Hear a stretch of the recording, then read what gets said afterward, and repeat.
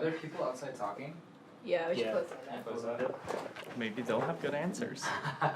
Hey, what do you think about sex?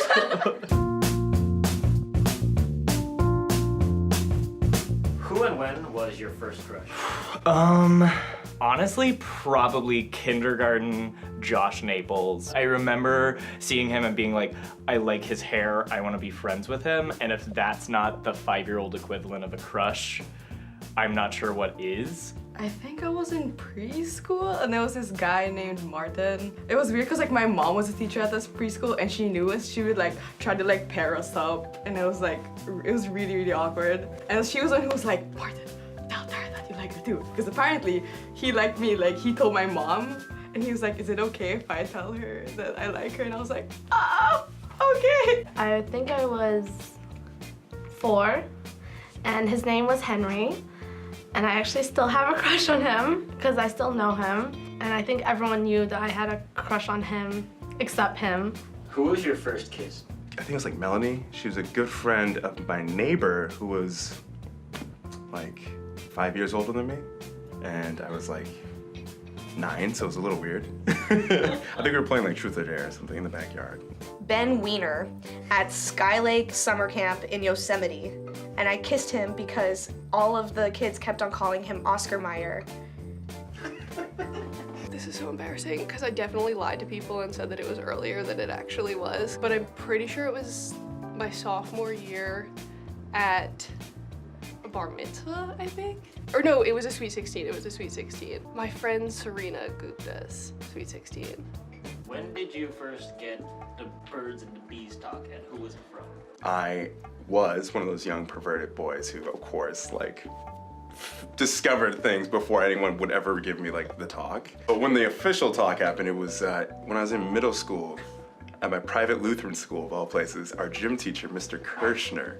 My mom, she said something like, a man gives a woman a seed and she swallows the seed and a baby grows. But then I remember like finding out something regarding sex and like what that meant, and I like ran to my brother and I was like, hey, is this true? He was like, yeah, and I was like, no way. So I went to my mom and I was like, this is how babies are born? She's like, yeah, it's how it happens, you know? Penis and vaginas. It was my mom, and like I think I was in like 6th grade, and I knew that was coming because she would always be talking about like the talk and how like my siblings would always tell me like, yeah, you're gonna have it soon. And I was like, why is it such like a big deal? And then my mom had like a book. It's really funny because it was like a heterosexual book. Like I have a gay uncle, and I was like, how about like Tita Robbie, like my uncle? And she was like, I actually don't think that I did get like an actual birds and the bees talk. One day I like knew what it was. Like either from like my friends like talking about it or something like that, or like seeing it on TV.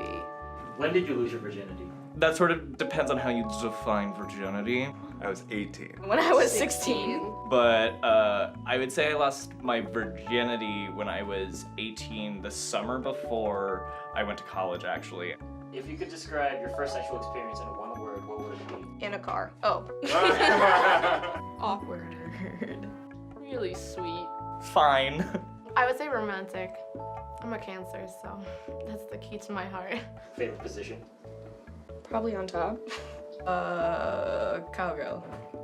Depends on, I guess, the guy. But I don't like doggy style at all. I hate it. If the guy like asks me, I'm like, here's the door.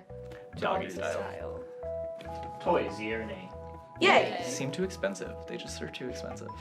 Foreplay, how important? Oh, so Super important. I don't Foreplay is even so think important. sex If you don't do it and you're a girl, it hurts when you like put that shit in. So like, why wouldn't you do that? Like, What?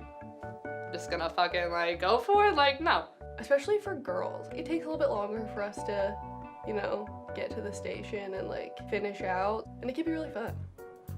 Do you think it's important for people to be able to talk about sex, and if so, why? I think it is very important for people to be able to talk about sex so that sex isn't so taboo and associated with fiendish activities. It's not something that should be demonized. Sex feels good. Everyone does it, everyone likes it, and as long as you're not harming anyone, I say like, you know, whatever. Yes, I do think it's important for people to be able to feel comfortable talking about it and to talk about it. Not only for the obvious reasons of like safety and health and knowledge about your own bodies, but also it's a natural thing.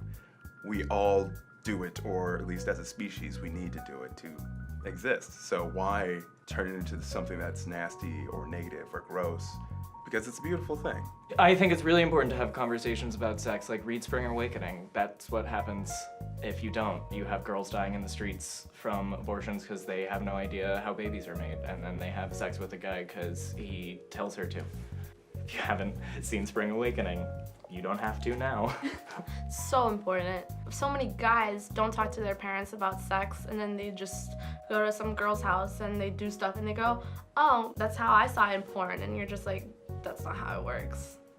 I'm from the Philippines, so everything's like super conservative. And I think it's important to like break the taboo of like sex being weird or bad, especially in like a Christian like country. A lot of people where I'm from don't know what they're doing or like how important it is, so yeah. I think it's extremely important for people to be able to talk about sex because it's part of life. Consent for like physical touch is a part of life. Sex and violence gets conflated a lot in the media, and rape culture and all that. I feel like the more we talk about and educate people about what sex actually is and stop letting our kids just like learn from porn, which is fake sex, then we live in a better society. There's so many different kinds of sex. Like, sex can mean a lot of different things, I think, to a lot of different people. It's not just physical necessarily, and it's not just penetrative, I think. I think there are a lot of questions that a lot of people have that are a lot more common than we think that they are. And yeah, I think people should be free to like ask, and be curious and be open about that.